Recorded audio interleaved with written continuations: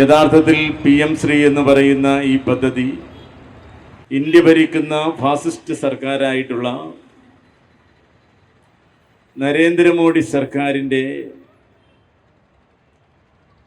പുത്തൻ വിദ്യാഭ്യാസ നയത്തിൻ്റെ സന്തതിയാണ്. നമ്മുടെ രാജ്യത്തിന് സ്വാതന്ത്ര്യം ലഭിച്ചതിന് ശേഷം അതിനു മുമ്പ് നമ്മുടെ രാജ്യത്ത് നിലനിന്നിരുന്ന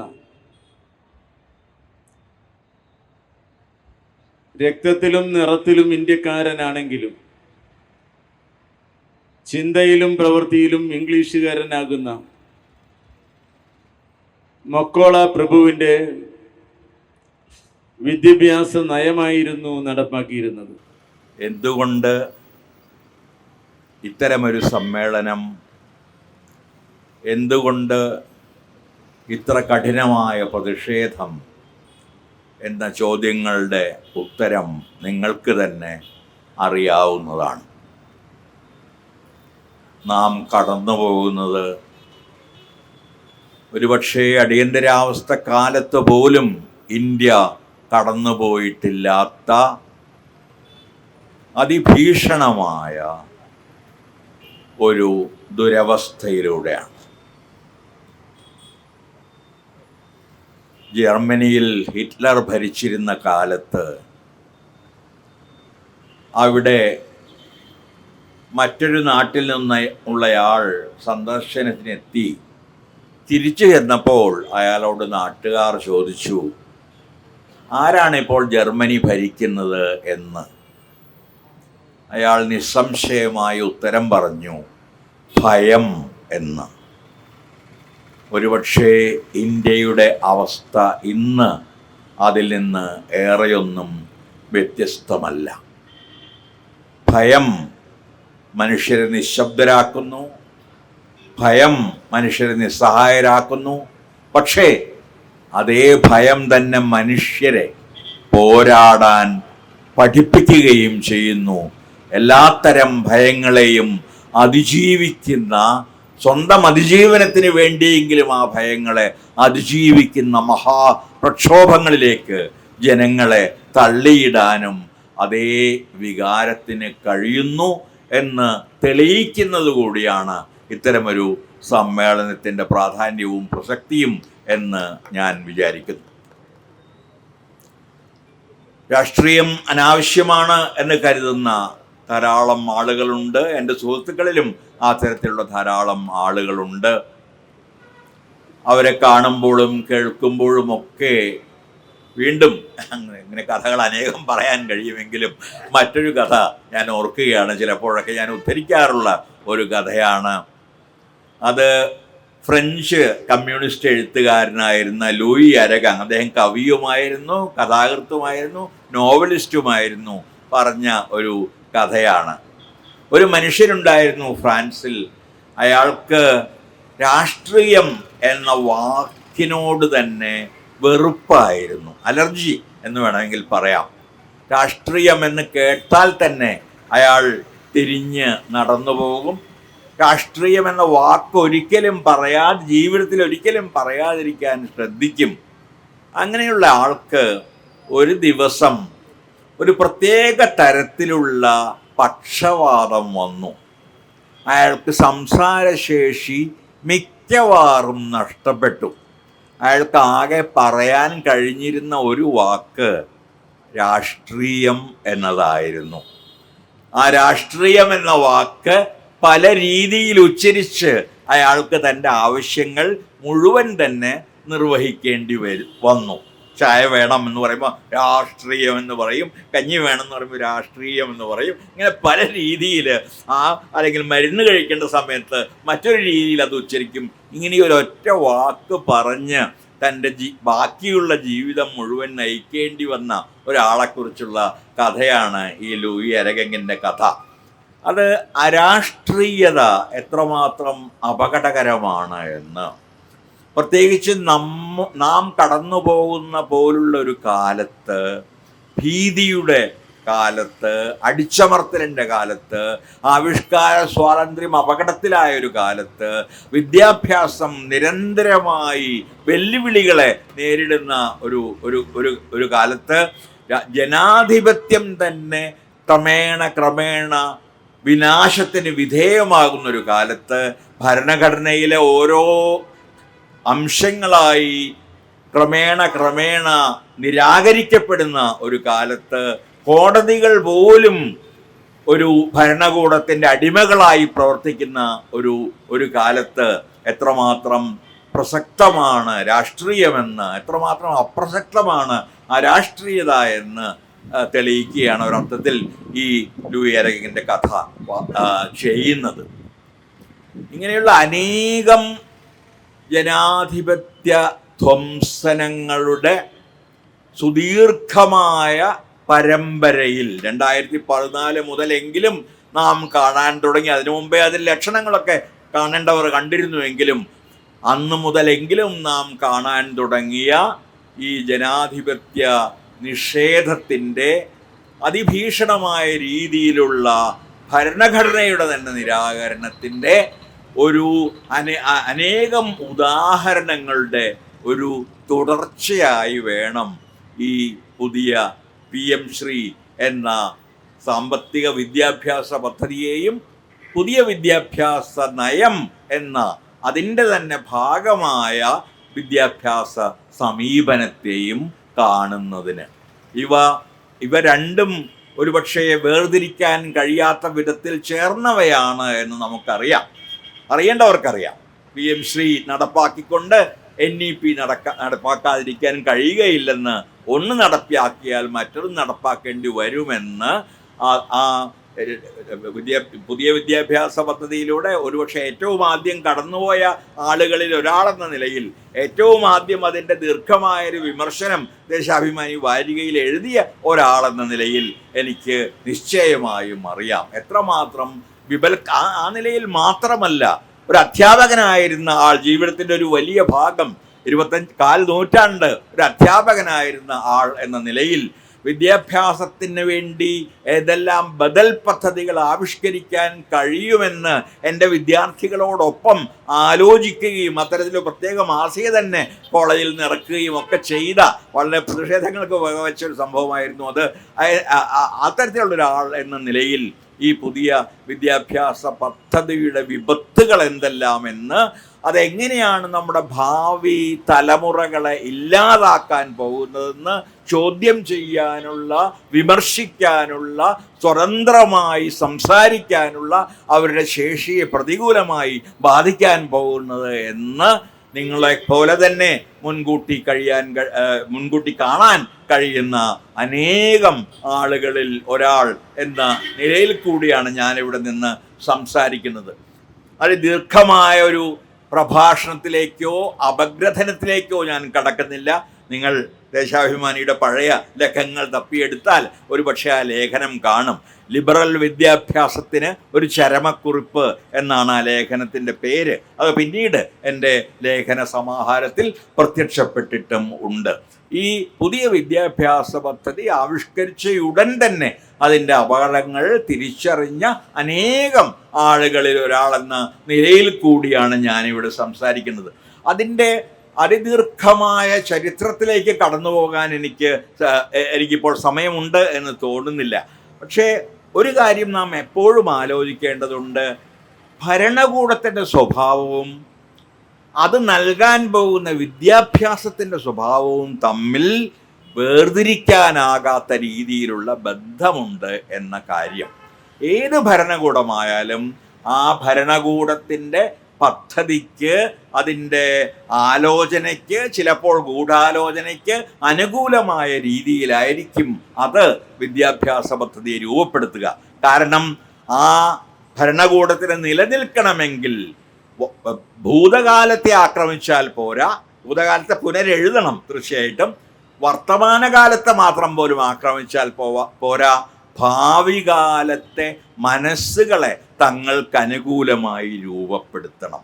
ഭാവിയിലെ മനസ്സുകളെ തങ്ങൾക്കനുകൂലമായി രൂപപ്പെടുത്താനുള്ള ഒരു വലിയ പരിശ്രമം, ഗൂഢമായ ഇരുണ്ട ഭീകരമായ ഒരു പരിശ്രമം എന്ന നിലയിലാണ് ഒരുപക്ഷെ നാം ഈ പുതിയ വിദ്യാഭ്യാസ പദ്ധതിയെ കാണേണ്ടത്. ഞാൻ PM ശ്രീ എന്ന വളരെ വിശാലമായ മേഖലയിലേക്ക് അധികം സഞ്ചരിക്കുന്നില്ല. അത് സാമ്പത്തികമായ കാര്യങ്ങൾ കൂടി ഉൾപ്പെട്ട ഒന്നാണ് എന്നുള്ളത്. ഞാൻ പ്രധാനമായും ഊന്നുന്നത് NEP എന്ന് പറയുന്ന ഈ പുതിയ വിദ്യാഭ്യാസ പദ്ധതിയിലാണ്. നമുക്കറിയാം, ഞാനിതൊന്നും ഞാൻ പറയേണ്ട കാര്യമില്ല, നിങ്ങൾക്ക് എല്ലാവർക്കും അറിയാം ഇന്ത്യയിലെ വിദ്യാഭ്യാസ രംഗത്തിൻ്റെ ചരിത്രം. 1968 ആദ്യമായി ഇന്ത്യക്ക് ഒരു ദേശീയ വിദ്യാഭ്യാസ നയമുണ്ടാകുന്നത്. അതൊരു ലിബറൽ നയമായിരുന്നു. പൊതുമേഖലയുടെ ശക്തിയിൽ വിശ്വസിക്കുന്ന ഒരു നയമായിരുന്നു. ദേശീയോത്ഗ്രഥനം ലക്ഷ്യമാക്കുന്ന ഒരു നയമായിരുന്നു. ഉത്തരവാദിത്തമുള്ള പൗരരെ സൃഷ്ടിക്കാനുള്ള നയമായിരുന്നു. ത്രിഭാഷാ പദ്ധതിക്ക് രൂപം നൽകിയ ഒരു നയമായിരുന്നു. 14 വയസ്സ് വരെ സൗജന്യവും നിർബന്ധവുമായ വിദ്യാഭ്യാസം എല്ലാ പൗരർക്കും അഥവാ കുട്ടികൾക്കും നൽകണം എന്ന് നിർബന്ധിച്ച ഒരു വിദ്യാഭ്യാസ നയമായിരുന്നു. 10+2+3 എന്ന വ്യവസ്ഥ സ്കൂൾ തലത്തിലും കോളേജിൻ്റെ ആദ്യ തലത്തിലും കൊണ്ടുവന്ന ഒരു നയവും ആയിരുന്നു. അതോടൊപ്പം തന്നെ അന്ന് വിദ്യാഭ്യാസം സംസ്ഥാന ലിസ്റ്റിൽ ആയതുകൊണ്ട് എല്ലായിടത്തും ആ നയമന്ന് നടപ്പിലാക്കാൻ കഴിഞ്ഞില്ല.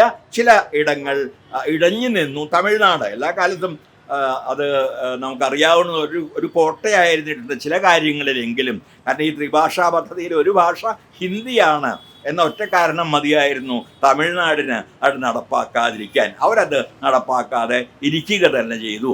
അപ്പോൾ അതിനുശേഷമാണ് 1986 നിങ്ങളിൽ ചിലർ ഓർക്കുന്നുണ്ടാവും, കോത്താരി കമ്മീഷൻ എന്ന പേരിലൊരു കമ്മീഷൻ വരികയും അവർ ഈ ലിബറൽ നയത്തെ കുറെ കൂടി വികസിപ്പിക്കുകയും ചെയ്തു. മതേതരത്വം, ജനാധിപത്യം, സ്വാതന്ത്ര്യം, സമത്വം, വിമർശനാത്മകമായ ചിന്ത, ശാസ്ത്രീയമായ സമീപനം, ഇങ്ങനെ നാം യുവാക്കളിൽ നിന്ന് അല്ലെങ്കിൽ യുവതികളിൽ നിന്ന് പ്രതീക്ഷിക്കുന്ന തരത്തിലുള്ള മൂല്യങ്ങൾ വളർത്തുകയായിരുന്നു ആ കമ്മീഷൻ്റെ ലക്ഷ്യം. ദേശീയമായ ഐക്യം, സമഗ്രമായ വ്യക്തിത്വത്തിൻ്റെ വികാസം, സ്വാതന്ത്ര്യ സമര ചരിത്രത്തിൻ്റെ പഠനം, പൊതുവായ ദേശീയ പാരമ്പര്യത്തെക്കുറിച്ചുള്ള മനസ്സിലാക്കൽ, ലിംഗസമത്വവും വംശസമത്വവുമുള്ള അനേകം രീതിയിലുള്ള സമത്വത്തിൻ്റെ അനേകം തലങ്ങൾ നടപ്പാക്കൽ, ഒരു തരത്തിലുമുള്ള ഉച്ചനീചത്വവും വിദ്യാഭ്യാസത്തിന് തടസ്സമായി മാറരുത് എന്ന ബോധ്യം, ഇതെല്ലാം ഉണ്ടായിരുന്ന ഒരു നയത്തിനാണ് കോത്താരി കമ്മീഷൻ അക്കാലത്ത് രൂപം നൽകിയത്. ഒരു ജനാധിപത്യ വ്യവസ്ഥയ്ക്ക് അനുകൂലമായ ഒരു നയമെന്ന് പൊതുവെ പറഞ്ഞാൽ അതിനെക്കുറിച്ച് പറയാം. അതിൻ്റെ ഭാഗമായിട്ടാണ് വയോജന വിദ്യാഭ്യാസം വരുന്നു, തൊഴിലഭ്യസനം വരുന്നു, കലാഭ്യസനം വരുന്നു, സാമ്പത്തികമായ രീതിയിലുള്ള സാമ്പത്തികവും വർഗപരവും വംശപരവും എല്ലാമായ ശാക്തീകരണത്തിൻ്റെ അനേകം തലങ്ങൾ വരുന്നു. ആദിവാസികളുടെ സംസ്കാരത്തെ സംരക്ഷിക്കാനുള്ള ശ്രമങ്ങൾ നടക്കുന്നു. ഇങ്ങനെ ശാസ്ത്രം, പരിസ്ഥിതി, സാമൂഹ്യ ശാസ്ത്രങ്ങൾ, ചരിത്രം ഉൾപ്പെടെയുള്ളവ ഇവയിലെല്ലാം ശക്തമായി തന്നെ ഊന്നുന്ന ഒരു സ്വതന്ത്രമായ വിദ്യാഭ്യാസ നയത്തിന് രൂപം നൽകുകയാണ് കോത്താരി കമ്മീഷൻ അന്ന് ചെയ്തത് എന്ന് പൊതുവെ പറയാൻ കഴിയും. അന്ന് തന്നെയാണ് ഇപ്പോൾ നേരത്തെ സ്വാഗത പ്രഭാഷകൻ പറഞ്ഞ പല ഏജൻസികളും പല സ്ഥാപനങ്ങളും ആദ്യമായി ഉടലെടുക്കുന്നത്. ഉദാഹരണത്തിന് UGC അല്ലെങ്കിൽ NCERT എന്ന അല്ലെങ്കിൽ AICTE അല്ലെങ്കിൽ ICAR അല്ലെങ്കിൽ IMC അല്ലെങ്കിൽ NIETA, ഇങ്ങനെയുള്ള അനേകം വിദ്യാഭ്യാസവുമായി ബന്ധപ്പെട്ട സ്ഥാപനങ്ങൾ ആദ്യമായി രൂപീകരിക്കപ്പെടുന്നതും ആ കാലത്ത് തന്നെ ആണ്.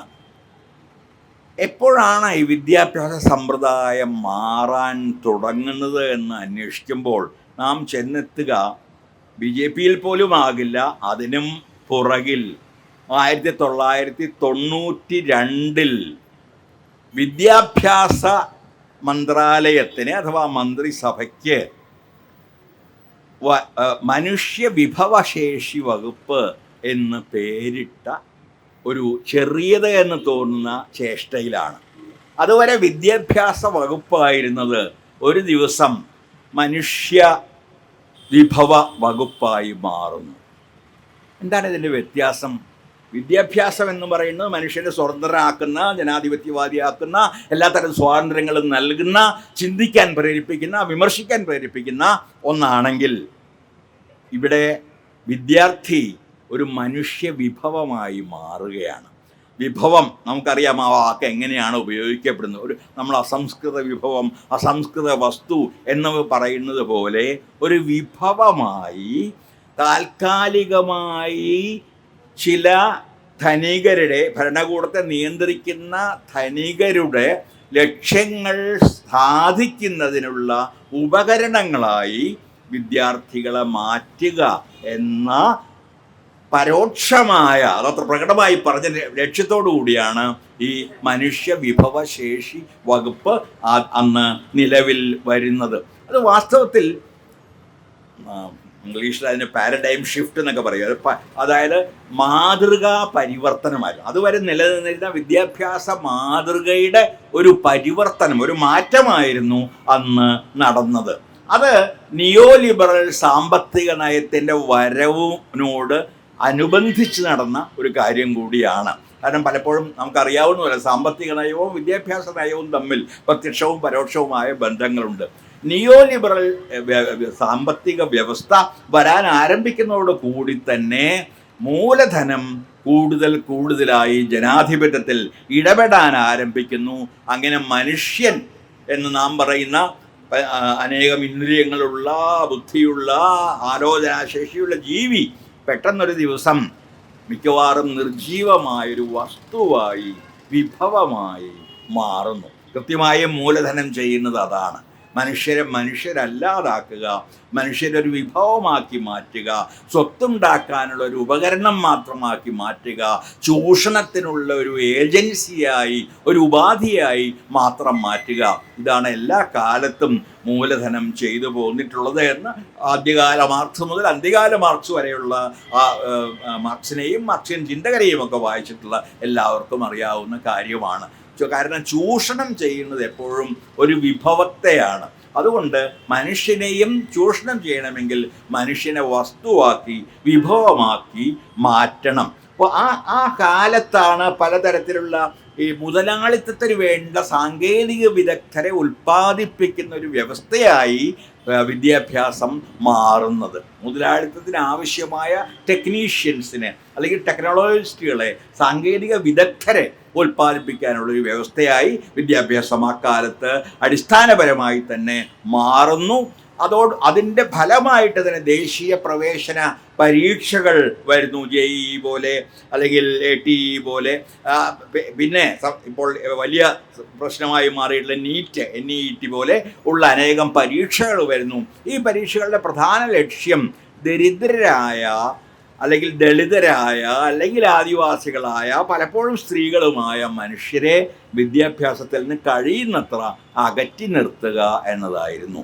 അങ്ങനെ ദരിദ്രർക്ക് വിദ്യാഭ്യാസം നിഷേധിക്കുകയും ധനികർക്ക് മാത്രമുള്ള ഒരു സവിശേഷ അവകാശമായി വിദ്യാഭ്യാസത്തെ മാറ്റുകയും ചെയ്യുന്ന ഒരു വ്യവസ്ഥ, ഒരു പുതിയ വിദ്യാഭ്യാസ നയമാണ് ആ കാലത്ത് 1992 കാലത്ത് നിലവിൽ വന്നത് എന്ന് പറയാം. അത് ആ കാലത്തെക്കുറിച്ച് ഞാൻ പറയേണ്ടതില്ല. മൻമോഹൻ സിംഗ് മനുഷ്യവിഭവ മന്ത്രിയായിരുന്ന കാലം, നരസിംഹറാവു പ്രധാനമന്ത്രിയായിരുന്ന കാലം. ആ കാലത്തെക്കുറിച്ച് പറയാൻ തുടങ്ങിയ ഒരുപാടുണ്ട്. ബാബറി മസ്ജിദ് ധ്വംസനം എങ്ങനെ നടന്നു എന്ന് അന്വേഷിക്കുന്ന ആരും ചെന്നെത്തുക നരസിംഹറാവുവിൽ തന്നെ ആയിരിക്കുമെന്ന്. നരസിംഹറാവുവിൻ്റെ മൗനത്തിൽ അതിനെപ്പറ്റി പറയാറുണ്ട്, അനേക ഭാഷകളിലുള്ള മൗനം. കാരണം ഈ നരസിംഹറാവു അനേകം ഭാഷകൾ അറിയുന്ന ആളായിരുന്നു. അതിൽ വലിയ അഭിമാനമുള്ള ആളായിരുന്നു. അദ്ദേഹത്തിന് സ്വാഭാവികമായും തൻ്റെ മാതൃഭാഷയായ തെലുങ്ക് അറിയാം. അതുകൂടാതെ തെക്കേ ഇന്ത്യയിലെ എല്ലാ ഭാഷകളും, വടക്കേ ഇന്ത്യയിലെ 8 ഭാഷകൾ, അതിന് പുറമേ ജർമ്മൻ, ഫ്രഞ്ച്, ഇംഗ്ലീഷ് മുതലായ യൂറോപ്യൻ ഭാഷ, ഇതൊക്കെ അറിയാവുന്ന ഭാഷകളായിരുന്നു. അതുകൊണ്ട് അക്കാലത്ത് എനിക്ക് തോന്നുന്നു വിജയൻ്റെ ഒരു കാർട്ടൂണിലാണെന്ന് തോന്നുന്നു നരസിംഹറാവു 18 ഭാഷകളിൽ മൗനം പാലിച്ചു എന്ന് അദ്ദേഹം പറഞ്ഞത്. ഈ ബാബറി മസ്ജിദ് തകർക്കാനുള്ള ഗൂഢാലോചന നടന്നുകൊണ്ടിരുന്നപ്പോൾ രാംലല്ലയുടെ വിഗ്രഹം ബാബറി മസ്ജിദിലേക്ക് ഒളിച്ചു കടത്തുകയും എന്നിട്ട് അത് രാമക്ഷേത്രമായിരുന്നു എന്ന വാദമുയർത്തുകയും ചെയ്തപ്പോൾ അപ്പോഴെല്ലാം താനിത് കണ്ടില്ല എന്ന മട്ടിൽ ഇരിക്കാൻ കഴിഞ്ഞ വിസ്മയമുളവാക്കുന്ന ഒരു പ്രധാനമന്ത്രിയായിരുന്നു നിശ്ചയമായും നരസിംഹറാവു. ആ കാലത്ത് തന്നെയാണ് ഈ നിയോ ലിബറൽ സാമ്പത്തിക നയം ശക്തി പ്രാപിക്കുന്നത്. അതിൻ്റെ അനുബന്ധം എന്ന നിലയിൽ ഞാൻ പറഞ്ഞ രീതിയിൽ വിദ്യാഭ്യാസം ധനികർക്ക് മാത്രമുള്ള, അല്ലെങ്കിൽ മൂലധനത്തിനാവശ്യമായ സാങ്കേതിക വിദഗ്ധരെ മാത്രം സൃഷ്ടിക്കുന്ന, ചോദ്യം ചോദിക്കാത്ത മനുഷ്യരെ സൃഷ്ടിക്കുന്ന ഒന്നാക്കി മാറ്റുകയും ചെയ്തത്. കാരണം ചോദ്യം ചോദിക്കുന്ന മനുഷ്യനാണ് സമൂഹത്തെ മുന്നോട്ട് കൊണ്ടുപോയിട്ടുള്ളത്. അനുസരിക്കുന്ന മനുഷ്യരുണ്ടാവും ധാരാളം, പക്ഷേ ചോദ്യം ചോദിക്കാൻ കെൽപ്പുള്ള, ധീരതയുള്ള മനുഷ്യരാണ് എല്ലാ കാലത്തും സമൂഹത്തെ മുന്നോട്ട് കൊണ്ടുപോയിട്ടുള്ളത്. മാർക്സ് അങ്ങനെ ചോദ്യം ചോദിച്ച ഒരാളായിരുന്നു, ഗാന്ധി അങ്ങനെ ചോദ്യം ചോദിച്ച ഒരാളായിരുന്നു. ആ തരത്തിൽ ലോകം മുഴുവനും ഉണ്ടായിട്ടുള്ള വലിയ തത്വചിന്തകർ മുഴുവൻ പുതിയ ചോദ്യങ്ങൾ ചോദിക്കുകയും ആ ചോദ്യങ്ങൾ കൊണ്ട് മനുഷ്യരെ ചിന്തിക്കാൻ പ്രേരിപ്പിക്കുകയും ചെയ്ത ആളുകളായിരുന്നു. അതിനുശേഷമാണ് ഞാനൊരു പശ്ചാത്തലമാണ് പറഞ്ഞത്. ഞാൻ വളരെയധികം നീട്ടിപ്പോകുന്നില്ല, ഞാൻ ശാരീരികമായി വളരെ അവശനാണ് ഞാനെങ്കിലും. 2020 നിങ്ങൾക്ക് അറിയാവുന്നതുപോലെ ഈ NEP എന്ന് പറയുന്ന ന്യൂ എഡ്യൂക്കേഷൻ പോളിസി, പുതിയ വിദ്യാഭ്യാസ നയം നിലവിൽ വരുന്നത്. അത് വീണ്ടും മുൻപ് നരസിംഹറാവു ഉണ്ടാക്കിയ വിദ്യാഭ്യാസ നയത്തിൻ്റെ കുറെ കൂടി ക്രൂരമായ ഒരു പതിപ്പായിരുന്നു എന്ന് പറയാം. കാരണം അതിൽ പ്രാധാന്യം സ്വകാര്യവൽക്കരണത്തിനാണ്. 14 വയസ്സുവരെയുള്ള സൗജന്യ നിർബന്ധ വിദ്യാഭ്യാസം എന്നത് അത് സ്വകാര്യ ഏജൻസികൾക്ക് വിടുന്നു. ഗവൺമെൻറ്റിൻ്റെ ചുമതലയായിരുന്നു അതുവരെ, സ്വകാര്യ ഏജൻസികൾക്ക് വിടുന്നു. ഈ സ്വകാര്യ ഏജൻസികൾ എന്ന് പറഞ്ഞാൽ ഹിന്ദു മഹാസഭയും രാഷ്ട്രീയ സ്വയം സേവക സംഘവുമായി ബന്ധപ്പെട്ട വിദ്യാലയങ്ങൾ, അവയെയാണ് തൽക്കാലം അവർ ഉദ്ദേശിക്കുന്നത്. അവർ പഠിപ്പിച്ചുകൊള്ളും. സനാതൻ സംസ്ഥയോ അല്ലെങ്കിൽ വിശ്വ ഹിന്ദു പരിഷത്തിൻ്റെ പല ശാഖകളോ, സരസ്വതി വിദ്യാലയങ്ങൾ എന്ന് പറയപ്പെടുന്ന അവരുടെ വിദ്യാലയങ്ങളോ, അവയെല്ലാം വിദ്യാഭ്യാസം നൽകിക്കൊള്ളും 14 വയസ്സുവരെ. അവർ നൽകുന്ന വിദ്യാഭ്യാസം എന്തായിരിക്കുമെന്ന് നിങ്ങൾക്കെല്ലാവർക്കും അറിയാം. ചാതുർവർണ്ണത്തിലുള്ള വിദ്യാഭ്യാസം, മനുസ്മൃതിയിലുള്ള വിദ്യാഭ്യാസം, ചാണക്യൻ്റെ അർത്ഥശാസ്ത്രത്തിലുള്ള വിദ്യാഭ്യാസം, അനേകം ഇന്ത്യയിൽ നിലനിന്ന അന്ധവിശ്വാസങ്ങളിലുള്ള വിദ്യാഭ്യാസം, ജാതി വ്യവസ്ഥയിലും ഐക്യത്തിലുമുള്ള വിദ്യാഭ്യാസം. ഈ വിദ്യാഭ്യാസം നൽകാനുള്ള ഒരു നിഗൂഢ പദ്ധതിയാണ് പുതിയ വിദ്യാഭ്യാസ പദ്ധതിയിലൂടെ ഈ ഭാരതീയ ജനതാ പാർട്ടി ഗവൺമെൻറ് കൊണ്ടുവന്നത് എന്ന് പറയാം. കാരണം അവരുടെ മതേതര സങ്കല്പം വളരെ ലളിതമാണ്. ഹിന്ദു മാത്രമാണ് ഇന്ത്യക്കാരൻ. ഇതാണ് മതേതരത്വം എന്ന് പറയുന്നത്. ഇവിടെ ബുദ്ധനില്ല, ജൈനനില്ല, ചാർവാകനില്ല, സാഖ്യ ചിന്തയിൽ വിശ്വസിക്കുന്ന ആളുകളില്ല, പാഴ്സിയില്ല, ആദിവാസികളില്ല, ദളിതരില്ല. കാരണം അവരൊന്നും ഒരു കാലത്ത് ഹിന്ദുക്കളായി കരുതപ്പെട്ടിരുന്നില്ല. ഹിന്ദു എന്നവരെയൊക്കെ വിളിച്ച് കൂട്ടിച്ചേർക്കാറുണ്ടെങ്കിലും ഉപയോഗിക്കാറുണ്ടെങ്കിലും അവർക്കൊന്നും സോകോൾഡ് ഉയർന്ന ഹിന്ദുക്കൾക്ക് കിട്ടിയിരുന്ന പരിഗണന ഒരു കാലത്തും കിട്ടിയിരുന്നില്ല. ആ രീതിയിലുള്ള ഒരു ഹിന്ദു മതം മാത്രമാണ് ഇന്ത്യയുടെ യഥാർത്ഥ മതം എന്ന് പറയുന്ന, അത് പറഞ്ഞു തുടങ്ങിയത് നിങ്ങൾക്ക് എല്ലാവർക്കും 1914 ഈ ഹിന്ദു മഹാസഭ ഉണ്ടാകുന്ന കാലത്ത്. പിന്നീട് 100 കൊല്ലം കഴിഞ്ഞിട്ടാണ് BJPയുടെ ഗവൺമെൻറ് ഇന്ത്യയിൽ വരുന്നത്. ഇതൊന്നും യാദൃച്ഛികമല്ല. 100 വർഷത്തെ നിരന്തരമായ ഗൂഢമായ പരിശ്രമത്തിലൂടെയാണ് അത് ഭരണകൂടമായി മാറുന്നത്. അവരാണ് ഈ പുതിയ ഫോർമുല കൊണ്ടുവന്നത്. ഹിന്ദു, ആര്യൻ, ഹിന്ദി, ഇതിനെപ്പറ്റിയൊക്കെ ഞാൻ വിശദമായി സംസാരിക്കുകയും എഴുതുകയും ചെയ്തിട്ടുള്ളതുകൊണ്ട് അതിൻ്റെ അടിയിലേക്കൊന്നും ഞാൻ പോകുന്നു. ഇത് മൂന്നും ഇല്ലാത്ത കാര്യങ്ങളാണെന്ന് മാത്രം പറഞ്ഞുകൊള്ളട്ടെ. ഹിന്ദു എന്ന് ഉള്ളത് പുറത്തുനിന്ന് വന്ന ആളുകൾ ഇന്ത്യയിൽ കണ്ട മുഴുവൻ ആളുകളെയും വിളിക്കാൻ വേണ്ടി അവർക്ക് മനസ്സിലായില്ല ഇവിടുത്തെ വർണ്ണ വ്യവസ്ഥ, ജാതി വ്യവസ്ഥ, അനേകം മതങ്ങൾ. അതുകൊണ്ട് അവരെ മൊത്തം തന്നെ അറബികൾ പ്രത്യേകിച്ചും അൽ ഹിന്ദ് എന്ന് പറഞ്ഞ് വിളിച്ചു. ഇന്ത്യ ഹിന്ദുക്കളുടെ നാട് എന്നുള്ള മട്ടിൽ ഹിന്ദു എന്ന പദം വിദേശികളൊക്കെ തന്നെ ഇങ്ങനെ ഉപയോഗിക്കുകയും അങ്ങനെ അതൊരു മതമാണ് എന്ന സ്വരൂപം കൈക്കൊള്ളുകയും ചെയ്തു. ആര്യൻ എന്നൊരു ചരിത്ര പഠിതാക്കൾക്ക് എല്ലാവർക്കും അറിയാം. കുറച്ച് വർഷം മുമ്പാണ് റോമില താപ്പർ ആര്യൻസ് എന്ന് പറയുന്ന പുസ്തകം എഴുതുകയും അതിൽ സ്ഥാപിക്കുകയും ചെയ്തത് ആര്യൻ എന്ന് പറഞ്ഞൊരു വംശമില്ല, 3 കുടിയേറ്റങ്ങളിലൂടെയാണ് ഇന്ത്യക്കാരുണ്ടായി വന്നത്. അതിന് ഞാൻ ഡയറക്ടറായിട്ടുള്ള കേരള സാഹിത്യോത്സവത്തിൽ ഒരിക്കൽ ഈ DNA ടെസ്റ്റിനുള്ള ഏർപ്പാട് ചെയ്തിരുന്നു. ആർക്ക് വേണമെങ്കിൽ DNA ടെസ്റ്റ് ചെയ്യാം. അപ്പോൾ DNA ടെസ്റ്റ് ചെയ്താൽ കാണാം നമ്മളാരും അങ്ങനെ ശുദ്ധരൊന്നുമല്ല, ഒരു പ്രത്യേക വംശത്തിൽപ്പെട്ടവരല്ല. ആദ്യം വന്ന ആഫ്രിക്കക്കാർ മുതൽ പിന്നെ വന്ന ഇറാൻകാർ ഉൾപ്പെടെയുള്ള ആളുകൾ മുതൽ ഇങ്ങോട്ട് അവസാനം വന്ന ഇൻഡോ ആര്യൻ ഭാഷകൾ സംസാരിക്കുന്ന ആളുകൾ അവസാനം വന്നവരാണെന്ന് ഓർക്കണം. ആ വരെയുള്ള ആളുകളുടെ ഒക്കെ രക്തം നമ്മളിലുണ്ട്, അവരുടെ DNA നമ്മുടെ ജീനുകളിൽ ഉണ്ട്. അപ്പോൾ അതുകൊണ്ട് എല്ലാ ഫാഷിസങ്ങളുടെയും അടിസ്ഥാനം ശുദ്ധിവാദമാണ്. പലതരത്തിലുള്ള ശുദ്ധിവാദങ്ങൾ, ആ തരത്തിലുള്ള ശുദ്ധിവാദമാണ് ഇന്നത്തെ ഭരണകൂടവും ആത്യന്തികമായി മുന്നോട്ട് വയ്ക്കുന്നത്. നാം എല്ലാം ആര്യരാണെന്ന്.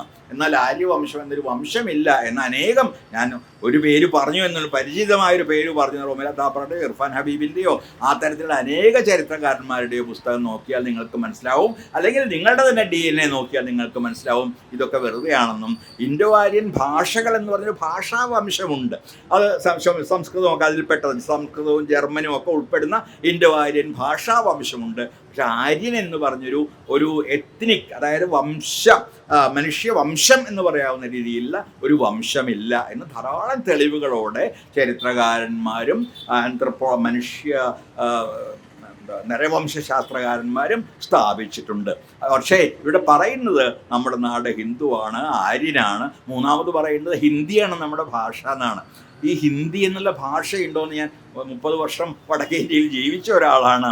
അപ്പോൾ ഞാൻ പലയിടത്തും പോകുമ്പോൾ ചോദിക്കും, ബനാറസിൽ പോകുമ്പോൾ ചോദിക്കും, നിങ്ങൾ സംസാരിക്കുന്ന ഭാഷ എന്താ? അവർ പറയുക ബനാറസിയാണ്. ബീഹാറിൽ പോകുമ്പോൾ ചോദിക്കും, ഞങ്ങൾ സംസാരിക്കുന്നത് ബീഹാറിയാണ് മാഷേ എന്നല്ല അവർ പറയും, സാർ എന്നൊക്കെ ആയിരിക്കും, ബീഹാറിയാണെന്ന് പറയും.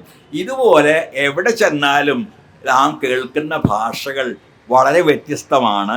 നമ്മുടെ ക്ലാസ്സുകളിലിരുന്ന് മാനക ഹിന്ദി പഠിച്ച ആളുകൾക്ക് ഇവർ പറയുന്ന പല കാര്യങ്ങളും പല വാക്കുകളും മനസ്സിലാവുക തന്നെ ഇല്ല. ഹിന്ദി 2ാം ഭാഷയായി പഠിച്ച ഒരാളാണ് ഞാൻ. എനിക്കും ഡൽഹിയിൽ പോയിട്ട് ഹിന്ദി പുതുതായിട്ട് പഠിക്കേണ്ടി വന്നു.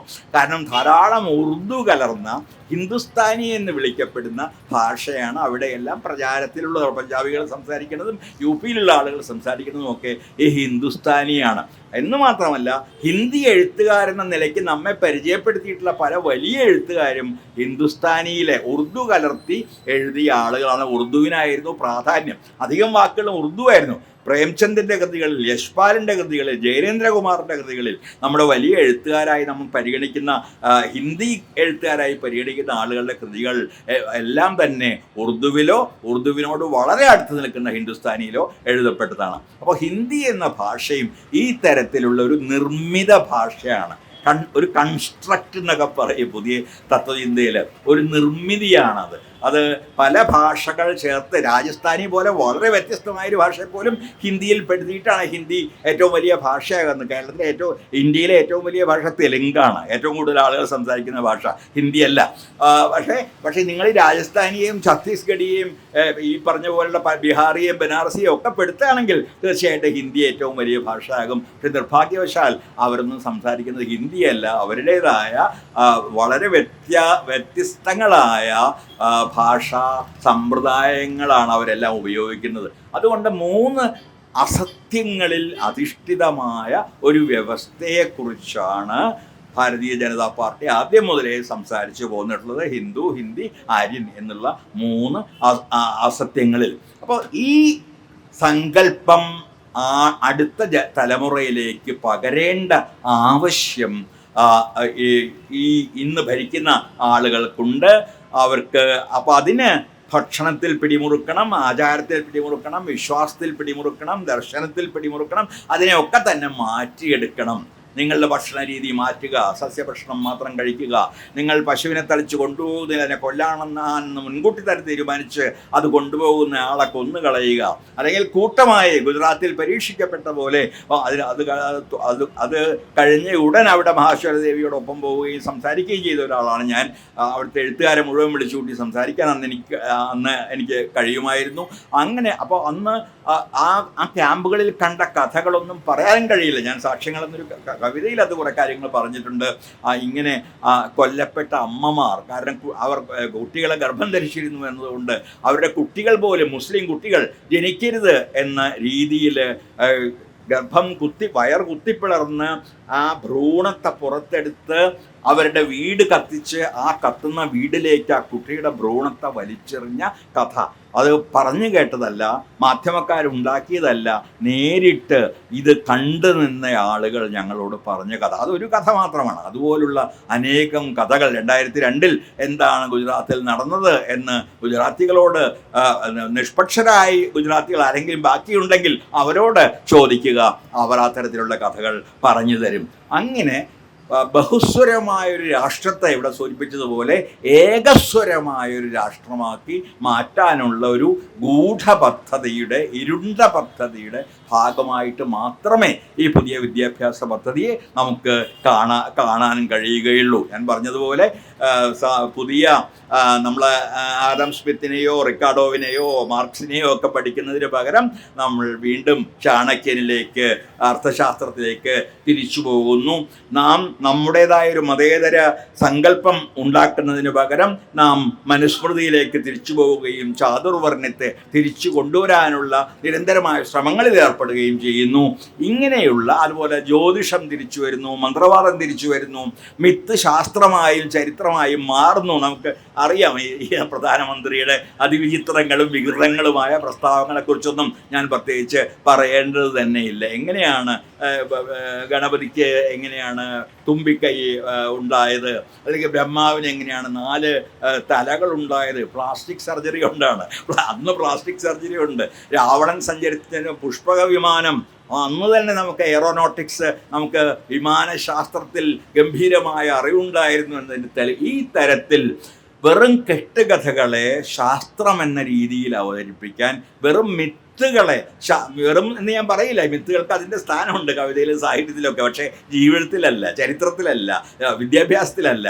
പക്ഷെ അവയൊക്കെ തന്നെ സത്യമാണെന്ന് വരുത്തുകയും അവയെ ശാസ്ത്രമായി വ്യാഖ്യാനിക്കുകയും ഒക്കെ ചെയ്യാനുള്ള ഒരു പരിശ്രമം നടക്കുന്നു. നിരന്തരമായ അപരവൽക്കരണം നടക്കുന്നു. അത് മുസ്ലിങ്ങളാകട്ടെ, ക്രിസ്ത്യാനികളാകട്ടെ, പലതരത്തിലുള്ള ന്യൂനപക്ഷങ്ങളിൽപ്പെട്ട മനുഷ്യരാകട്ടെ, അവരൊന്നും ഇന്ത്യക്കാരല്ല എന്ന് വരുത്താനുള്ള വെറും പറച്ചിലല്ല, പ്രസംഗങ്ങളല്ല നടക്കുന്നത്. നമ്മൾ കണ്ടതാണ് ബംഗാളിലും മറ്റുമുണ്ടായ SIRൽ എന്താണ് സംഭവിച്ചത് എന്ന്. അങ്ങനെ അനേകം ഇവിടെ തന്നെ തലമുറകളായി ജീവിച്ചു പോരുന്ന മനുഷ്യരെ വിദേശികളായി മുദ്രകുത്താനുള്ള, വിദേശികളായി പറ്റുമെങ്കിൽ പുറത്താക്കാനുള്ള ശ്രമങ്ങൾ നിരന്തരമായി നടന്നുകൊണ്ടിരിക്കുന്നു. ഗാന്ധിയുടെയും ടാഗോറിൻ്റെയും ഭഗത് സിംഗിൻ്റെയും സുഭാഷ് ചന്ദ്രബോസിൻ്റെയും ഒക്കെ ചരിത്രം പഠിച്ചിരുന്ന കുട്ടികൾ സവർക്കറുടെയും ഗോൾവാൾക്കറുടെയും തിലകൻ്റെയും ശ്യാമപ്രസാദ് മുഖർജിയുടെയും ഒക്കെ ചരിത്രം പഠിക്കാൻ തുടങ്ങുന്നു. പുതിയ നായകർ ഉണ്ടാകുന്നു. സ്വാതന്ത്ര്യ സമരത്തിൽ നേരിട്ട് പങ്കെടുക്കാൻ പോലും മടിച്ചിരുന്ന ആളുകൾ സ്വാതന്ത്ര്യ സമരത്തിൻ്റെ നേതാക്കൾ എന്ന നിലയ്ക്ക് നമ്മുടെ മുമ്പിലേക്ക് ഉന്തി തള്ളപ്പെടുന്നു.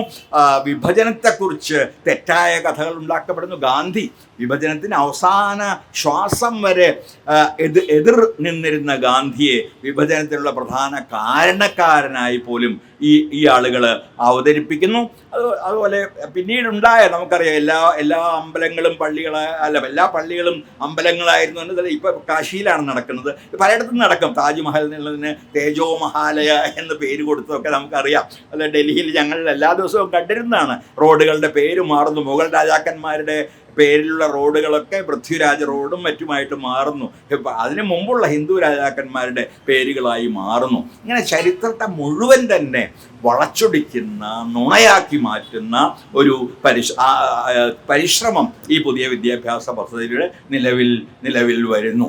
അത് അനേകം വർഗീയ ലഹളകൾ ഉണ്ടാക്കുന്നു, വിദ്വേഷമുണ്ടാക്കുന്നു, നമ്മുടെ മതമൈത്രിയെ നിരന്തരമായി തകർക്കാനുള്ള യത്നങ്ങൾ നടക്കുന്നു, ക്രിസ്തുമസിനുള്ള പ്രാർത്ഥന തടയുന്നു, പെരുന്നാളിനുള്ള നിസ്കാരം തടയുന്നു. ഇങ്ങനെ ഇതെല്ലാം നാം കണ്ടതാണ്. ഇതൊന്നും വെറുതെ സങ്കല്പിക്കുന്നതല്ല, നാം അടുത്ത കാലത്ത് തന്നെ കണ്ട കാര്യങ്ങളാണ്. അങ്ങനെ കോർപ്പറേറ്റ് സാമ്പത്തിക പിന്തുണയോടെ, വിദേശ ഹിന്ദുക്കളുടെ സംഭാവനയോടെ രാഷ്ട്രീയ ഹിന്ദുത്വവും ചങ്ങാത്ത മുതലാളിത്തവും തമ്മിലുള്ള ഒരു കൃത്രിമമായ അല്ലെങ്കിൽ കപടമായ ബാന്ധവം സൃഷ്ടിക്കാനുള്ള പരിശ്രമമാണ് ഇന്ന് നടക്കുന്നത്. ഇന്ത്യൻ ഫാസിസത്തിൻ്റെ രൂപം എന്ത് എന്ന് ചോദിച്ചാൽ അതെന്തെന്ന് പറയാൻ നമുക്ക് വലിയ വിഷമമൊന്നുമില്ല. രാഷ്ട്രീയ ഹിന്ദുത്വവും ചങ്ങാത്ത മുതലാളിത്തവും തമ്മിലുള്ളൊരു കൂട്ടുകെട്ടാണത്. മുതലാളിമാർ അതിനുള്ള പൈസ കൊടുക്കുന്നു. അംബാനി ആയാലും അദാനി ആയാലും അത്തരത്തിലുള്ള വലിയ മുതലാളിമാരായാലും. മറ്റൊരു ഭാഗത്ത് ഈ ഹിന്ദുത്വം, ഹിന്ദുവാണ് ഇന്ത്യക്കാരൻ, ഹിന്ദുത്വമാണ് ഇന്ത്യക്കാരൻ്റെ മുഖമുദ്രയും കൊടിയടയാളവും എന്നുള്ള പ്രചാരണം നടക്കുകയും ചെയ്യുന്നു. അങ്ങനെ ഫാഷിസ്റ്റ് പ്രത്യയശാസ്ത്രം നമ്മിൽ പിടിമുറുക്കാൻ സഹായിക്കുന്ന സാംസ്കാരിക സ്ഥാപനങ്ങളെ മുഴുവൻ തന്നെ പ്രത്യയശാസ്ത്ര കോളനികളാക്കി മാറ്റുന്ന, കേന്ദ്ര സർവകലാശാലകളിൽ പോലും എതിർ ശബ്ദങ്ങളെ ഇല്ലാതാക്കുന്ന, വിമർശനം അസാധ്യമാക്കുന്ന, ഫെഡറൽ തത്വത്തെ നിരന്തരമായി ലംഘിക്കുന്ന ഒരു പുതിയ വിദ്യാഭ്യാസ പദ്ധതിയാണ് നിലവിൽ വരുന്നത്. ഇത് നമ്മുടെ കുട്ടികളെ ഇല്ലാതാക്കും.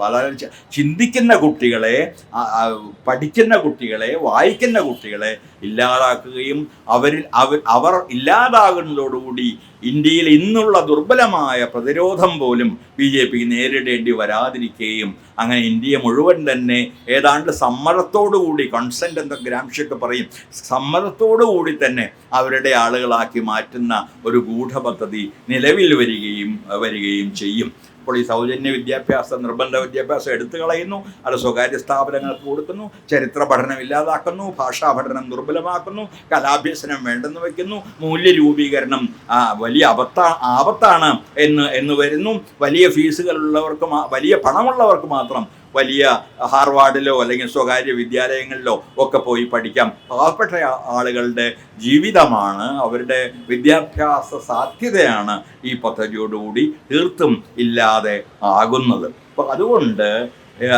നാം ഈ വിദ്യാഭ്യാസ പദ്ധതിയെ എതിർക്കുമ്പോൾ ഒരു വിദ്യാഭ്യാസ പദ്ധതിയെ മാത്രമല്ല എതിർക്കുന്നത്, ഇന്ത്യയെ മുഴുവൻ തകർക്കാനുള്ള നമ്മുടെ ജനാധിപത്യത്തെ, മതേതരത്വത്തെ, സോഷ്യലിസത്തെക്കുറിച്ചുള്ള നമ്മുടെ സങ്കല്പങ്ങളെ മുഴുവൻ തകർക്കാനുള്ള ഒരു വലിയ പ്രയത്നം. ആ പ്രയത്നത്തെക്കുറിച്ചാണ് നാം സംസാരിക്കുന്നത്.